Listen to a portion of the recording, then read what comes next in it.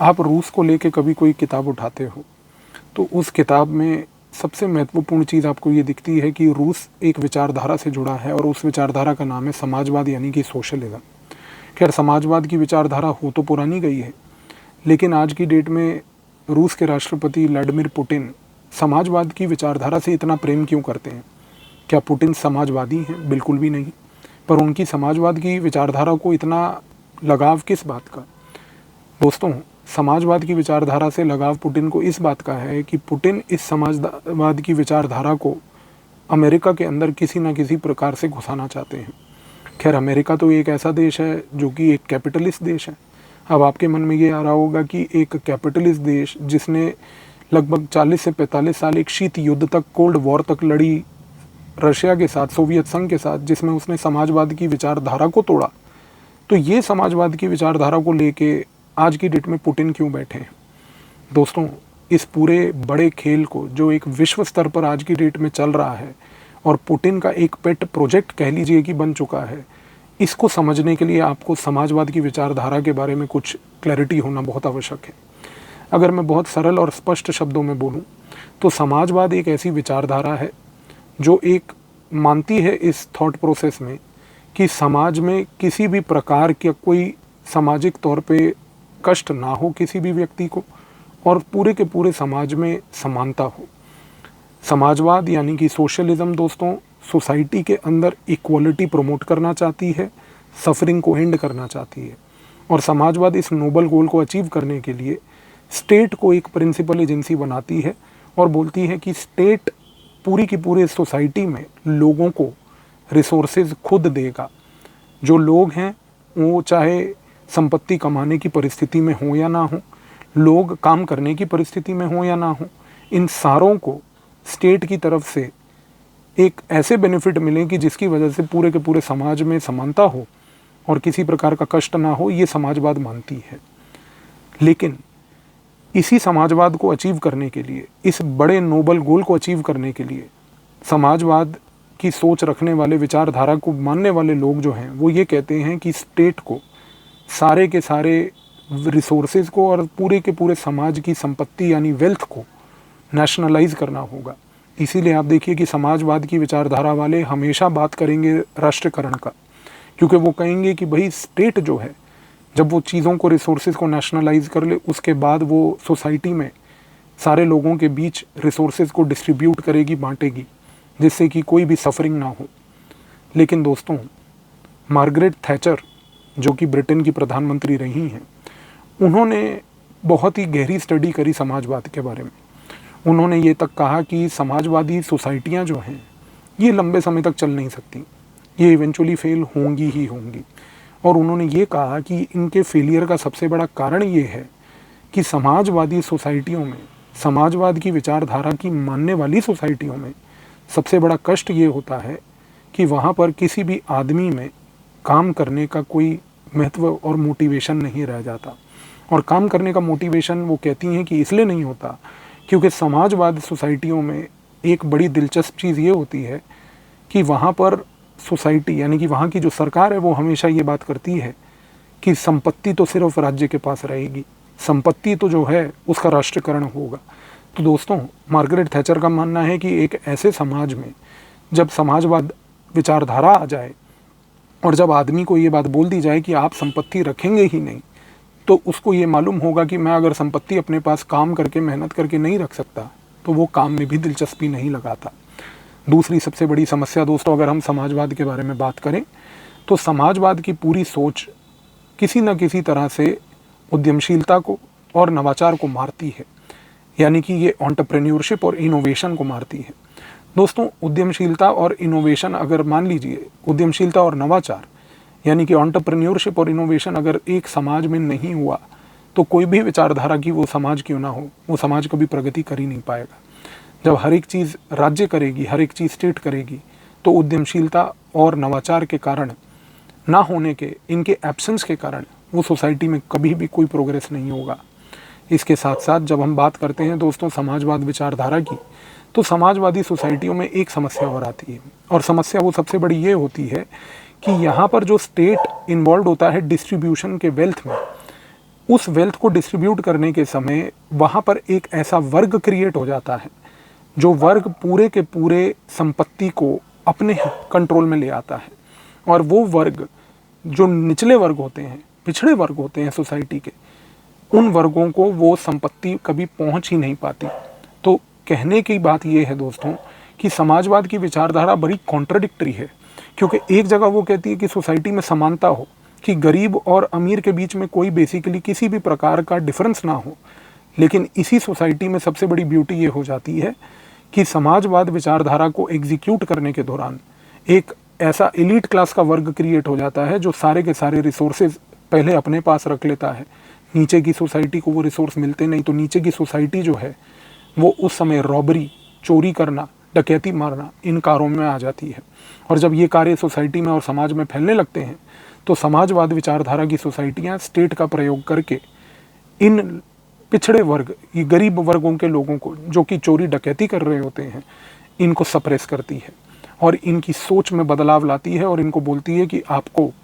केवल और केवल सिर्फ और सिर्फ राज्य के बारे में सोचना है, आप गरीब हैं ये आपके लिए कोई महत्व नहीं रखता। लेकिन अब सबसे बड़ा सवाल ये उठता है, इस पूरी विचारधारा का क्या लेना देना। दोस्तों, आज की डेट में अगर अमेरिका के अंदर रशिया कोई गेम प्लान कर रहा है तो वो गेम प्लान यही है। दोस्तों, रशिया आज की डेट में अमेरिका के अंदर सोशलिज़म लाना चाहता है, और वो सोशलिज़म इसलिए नहीं लाना चाहता क्योंकि सोशलिज़म रशिया में कामयाब नहीं हुआ। वो सोशलिज़म इसलिए लाना चाहता है क्योंकि रशिया ये चीज़ समझ चुका है कि अगर अमेरिका के अंदर अमेरिका के लोग समाजवाद विचारधारा के साथ जुड़ने लगे, अगर अमेरिका के पॉलिटिकल पार्टीज़, अगर अमेरिका के पॉलिटिशियंस समाजवाद विचारधारा की बात करने लगे, तो इससे बढ़कर रशिया के लिए कोई डिसइंफॉर्मेशन कैंपेन नहीं होगा। क्योंकि दोस्तों, एक ऐसी सोसाइटी जिसने अपने जन्म से लेकर आज तक सिर्फ कैपिटलिज्म को ट्रायम्फ किया है, एक ऐसी अमेरिकन सोसाइटी जो हमेशा से ये बोलती आई है कि हम तो फ्रीडम लविंग हैं, हम एक ऐसी सोसाइटी हैं जहाँ पर एक एक इंडिविजुअल को एक आज़ादी और फ्रीडम है कि वो जितनी मर्जी संपत्ति कमाना चाहे वो कमाए, जैसे मर्जी रहना चाहे वो रहे, चाहे वो गरीब है अमीर है, हमें कोई परवाह नहीं। इस सोसाइटी में अगर एक ऐसी परिस्थिति रशिया पैदा कर दे कि वो सोसाइटी में समाजवाद की जैसी चर्चाएं होने लगें, तो दोस्तों रशिया अपने कार्य में सक्सेसफुल रहेगा अमेरिका को तोड़ने के लिए। पर सबसे बड़ी बात है कि आज की डेट में समाजवाद की विचारधारा अमेरिका के अंदर एक्सपोर्ट तो की नहीं जा सकती, तो ये समाजवाद की विचारधारा अमेरिका में कैसे आएगी। दोस्तों, आज की डेट में रशिया ये चीज़ समझ चुका है कि ये आएगी केवल और केवल दो चीज़ों से। पहला है सोशल मीडिया। दोस्तों, आज की डेट में जो अमेरिका में जिस प्रकार से सोशल मीडिया का प्रयोग किया जा रहा है, जिस प्रकार से सोशल मीडिया में एक आदमी अपने ओपिनियन को दूसरे आदमी के ओपिनियन को काउंटर करने के लिए एक लड़ाई लड़ रहा है, दो आदमी अपने विचारधाराओं की लड़ाई लड़ते हुए इंटॉलरेंट हो रहे हैं। दोस्तों, आज की डेट में रशिया कुछ ऐसा ही चाहता है। दोस्तों, रशिया ये चाहता है कि अमेरिका में इतना हेट्रेड पैदा हो जाए, लोग जो टॉलरेंस है, जो एक फ्रीडम है, जो अमेरिका जिसके लिए स्टैंड करता है, अगर वो टूट जाए तो आज की डेट में ये जो सोशल मीडिया पे बैठे हुए वॉरियर्स हैं अमेरिका में, जो अपनी विचारधारा दूसरे के ऊपर थोपना चाहते हैं, इम्पोज करना चाहते हैं, इससे एक टोटलिटेरियन रेजिम पैदा होगा। क्योंकि दोस्तों, जब सोसाइटी पोलराइज होगी तो सबसे बड़ा फ़ायदा इस पोलराइज सोसाइटी का राजनीति को होगा, और जो राजनीतिक पार्टियां हैं वो इस पोलराइज सोसाइटी का फ़ायदा लेते हुए वोट्स कैप्चर करेंगी, और कल को यही पॉलिटिकल पार्टीज़ जब पावर में आएंगी तो ये किसी प्रकार का टॉलरेंस शो नहीं करेंगी। ये एक लंबा गेम प्लान है। आज की डेट में ये इनटॉलरेंस अभी तक डेमोक्रेट्स और रिपब्लिकन्स तक, जो दो मेन पॉलिटिकल पार्टीज़ अमेरिका में हैं, उन तक नहीं पहुंचा है।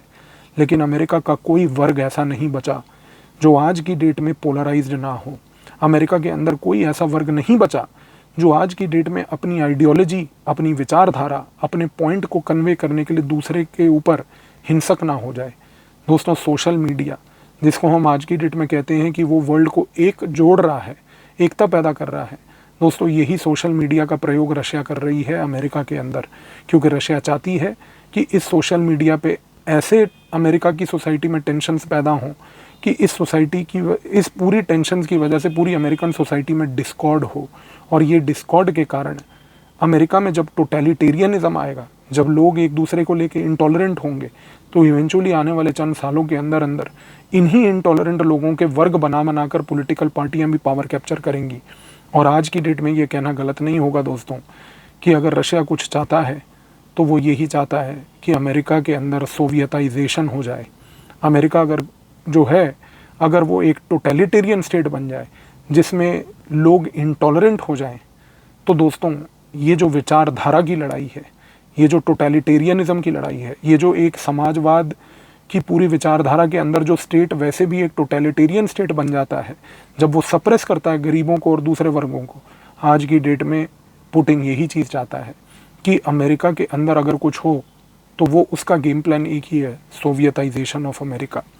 दोस्तों सोवियताइजेशन ऑफ अमेरिका इतना महत्वपूर्ण है, आप सोचिए कि एक अमेरिका जैसी सोसाइटी जो कि एक कैपिटलिस्ट सोसाइटी है, वहाँ पर आज की डेट में उसके नेता स्टेट की बात करने लग गए हैं। दोस्तों अमेरिका कैपिटलिस्ट सोसाइटी में स्टेट का रोल मिनिमल होता है। मार्केट हर चीज़ को प्रोवाइड करती है। मार्केट एक ऐसी एजेंसी रहती है जो स्टेट के अंदर सारी सेवाएं देती है। लेकिन आप सोच के देखिए कि डोनाल्ड ट्रंप का ज़माना हो या उससे पहले ओबामा के 8 साल हों या आज की डेट में जो बाइडन हो, ये सभी लोग बात करते हैं कि स्टेट हेल्थ केयर देगा, स्टेट एजुकेशन देगा, स्टेट ट्रांसपोर्ट बनाएगा। दोस्तों ये जो अमेरिका के अंदर एक विचार पैदा हो रहा है कि स्टेट को प्राइमेसी लानी है, मार्केट को वो सेवाएं सिटीजन्स को प्रोवाइड नहीं करनी, नागरिकों को प्रोवाइड नहीं करनी, और स्टेट को एक प्रिंसिपल एजेंसी बनता जाना है, दोस्तों इससे हो रहा है कैपिटलिज्म का इरोजन। आज की डेट में जब आप पढ़ते हैं अमेरिका के बारे में और बात करते हैं ओबामा केयर की, तो ओबामा केयर जिसमें ओबामा एडमिनिस्ट्रेशन ने एक ये प्रपोजल लाया था कि भाई पूरी की पूरी अमेरिका की जनता को ओबामा केयर के तहत स्टेट जो है हेल्थ केयर प्रोवाइड करेगी, इससे बड़ा विक्ट्री व्लादिमीर पुतिन के लिए नहीं था। क्योंकि अमेरिका की एक ऐसी कैपिटलिस्ट सोसाइटी में अगर स्टेट के बड़े से बड़े पद के अधिकारी स्टेट की प्राइमेसी को बढ़ाते हुए दिखाएं और मार्केट को दबाते हुए दिखाएं, तो ये है सोवियताइजेशन ऑफ अमेरिका। आज की डेट में यही Sovietization of America, totalitarianism in America, Putin का गेम प्लान है। दोस्तों पुतिन हर हालात में इस गेम प्लान को अचीव करने के लिए लगा है। थोड़ा सा ध्यान से ऑब्जर्व कीजिएगा, आने वाले समय में जब भी आप अमेरिका के किसी भी राजनेता को या उसकी सोसाइटी में किसी भी प्रकार का ऐसा विचार देखते हैं कि जहाँ पर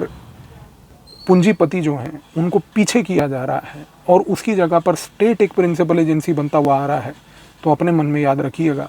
कि यहाँ पर हो रहा है सोवियताइजेशन ऑफ अमेरिका। और आज की डेट में इसी सोवियताइजेशन ऑफ अमेरिका को विचारधारा को लाने के लिए पुतिन एकदम अग्रेसिव है। तो दोस्तों ये समाजवाद की विचारधारा अगर अमेरिका में आ गई तो पुतिन मानते हैं कि आने वाले समय में अमेरिका भी उन्हीं इवेंचुअली फेल्ड स्टेट्स की लिस्ट में आ जाएगा जो सोशलिज्म के कारण या कि समाजवाद के कारण इवेंचुअली फेल हो गई। तो देखिए दोस्तों, अमेरिका को तोड़ने का एक विचारधारा बनाई जा रही है। अमेरिका को डिस्ट्रॉय करने के लिए कोई मिलिट्री वेपन का प्रयोग नहीं, एक विचार का प्रयोग है, और पुतिन इस विचारधारा की लड़ाई के सबसे बड़े हीरो हैं। तो देखते जाइए कि अमेरिका में और क्या क्या होता है, क्योंकि Sovietization of America and totalitarianism in America, ये दो चीज़ें पुतिन के खुद के पेट प्रोजेक्ट्स हैं। धन्यवाद।